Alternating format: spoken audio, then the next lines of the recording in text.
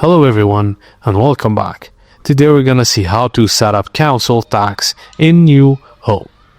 Your council tax is handled by your local authority. To find which council you need to contact, use the official UK government website. Find your local council. Once you know your local council, visit the website and look for the Register for Council Tax section. You need to provide full name, address, date you moved in, previous address, whether you own or rent the property, and names of other adults living with you. Council tax rates depend on your property's valuation band. A to H, you can check them. Once registered, your council will send you a council tax bill. You can usually pay monthly, annually, or direct debit, online, or via bank transfer.